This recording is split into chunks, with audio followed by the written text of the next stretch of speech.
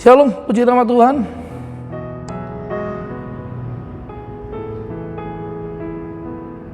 Salam kasih dalam Yesus Kristus Tuhan kita. Pagi hari ini kita akan merenungkan sebuah renungan tentang kesempatan kedua. Nah, second chance. Dalam hidup ini kita seringkali mengalami banyak masalah, benar? Dan seringkali kita mengambil keputusan yang salah. Entah itu karena perilaku kita, entah karena itu sifat kita, atau karena situasi. Kita akan belajar dari sosok ini, dan kita akan mengetahui bahwa kita punya Allah itu selalu baik dan amat baik bagi kita semua. Amin. Dan kita akan belajar dari satu sosok yang merupakan adalah seorang pahlawan. Anda boleh buka di Hakim-Hakim pasal yang ke-14, pasal yang ke-15, yang ke-16.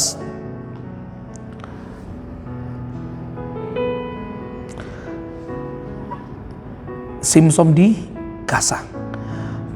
Pada suatu kali ketika Simson pergi ke Gaza, dilihatnya di sana seorang perempuan sundal, lalu Simson menghampiri dia. Kita berhenti sampai di situ. Anda tahu Simson? Pasti tahu. Diceritakan di Alkitab dan di guru sekolah minggu.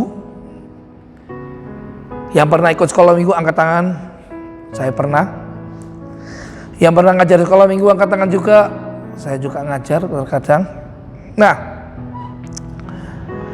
Simson akhirnya mengalami satu kematian. Benar? Ya. Akibat apa? Akibat seorang yang namanya Delila. Dia membocorkan rahasianya pada perempuan itu, pada Delila. Kenapa?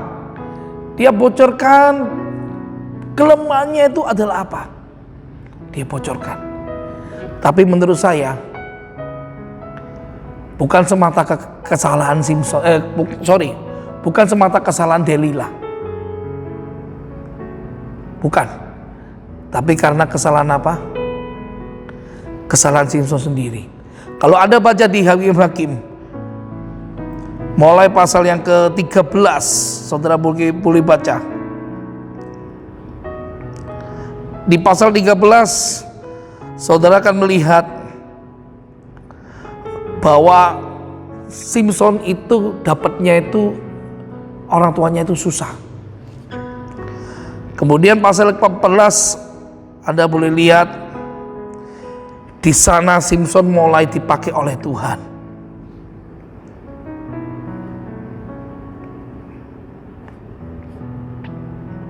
Pasal 14 Anda lihat ayat ke-25. Lalu mulailah hatinya digerakkan oleh roh Tuhan di Mahane dan yang terletak di antara Sora dan Esitaol. Hatinya siapa? Hatinya Simson digerakkan. Untuk menjadi apa? Untuk menjadi seorang pahlawan. Nah, saudara boleh lihat ayat 14 di mana ini Simson mulai melakukan perbuatan yang dahsyat. Tapi kalau mau boleh saya katakan, ayat ke-15 juga sama. Simson mulai berbuat hal yang seperti itu. Dan ayat yang ke-16, saudara boleh lihat, ini mulai kejatuhannya Simson. Ayat pertama dikatakan demikian, saya ulang lagi tadi. Pada suatu kali ketika Simson pergi ke Gaza, dilihatnya di sana seorang perempuan sundal, lalu menghampiri dia. Yang namanya pahlawan Kristus, harusnya Simson tidak berbuat hal seperti ini. Kenapa? Karena dia sudah lupa akan hukum Taurat. Jangan berzina. Benar? Simson mulai berzina. Dia menghampiri perempuan sundal itu. Dan Simpson sudah menyakiti hati sosok wanita yang sudah menjadi istrinya. Simpson berkeluarga, ya. Hakim-Hakim pasal 14. Nah, kemudian Simpson mulai bermain-main dengan api. Simpson tidak ada integritas dia. Dia tidak menghargai apa yang Tuhan berikan. Dia tidak menghargai pernikahannya. Dia tidak bisa menjaga kekudusannya, baik dalam perkawinan maupun menjaga dirinya kekudusannya sebagai seorang hamba Tuhan. Dan apa yang dia dapat? Di ayat yang ke-16, dia mulai jatuh cinta sama perempuan lain, dan itu tidak layak untuk dilakukan oleh seorang hamba Tuhan. Dan dia mulai bermain-main dengan wanita itu. Dan akhirnya apa yang terjadi? Pada ayat 17, pada ayat pasal yang ke-16,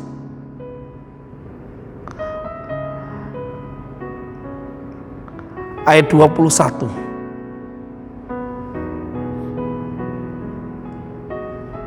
Ayat 19.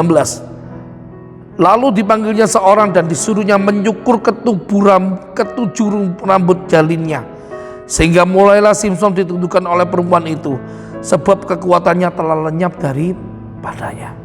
Dia main-main. Yang terjadi adalah apa? Akhirnya orang Filistin dapat menangkap Simpson.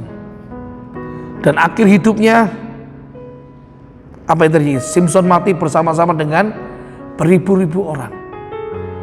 Yang mau saya katakan yang kedua, ada kesempatan kedua untuk Simpson.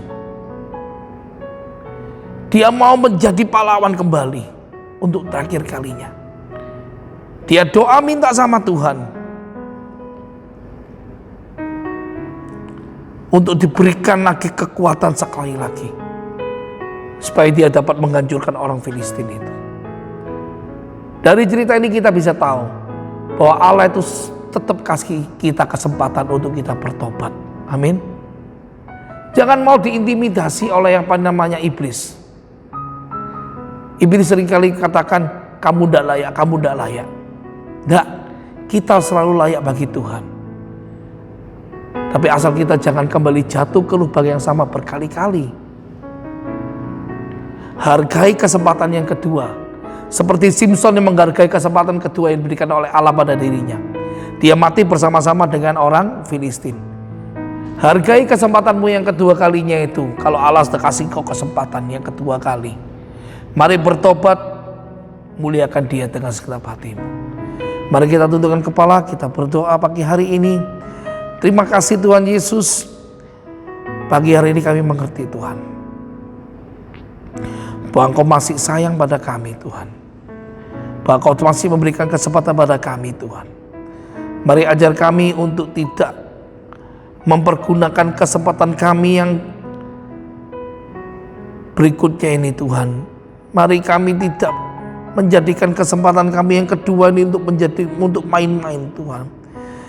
Tapi biarlah kami mau pakai kesempatan kami yang kedua ini Tuhan, untuk kami mengikuti Engkau dengan sungguh-sungguh dan lebih sungguh-sungguh lagi. Terima kasih Tuhan Yesus. Dan mari Roh Kudus, jaga hidup kami, jaga hati kami. Di dalam nama Tuhan Yesus, haleluya, amin.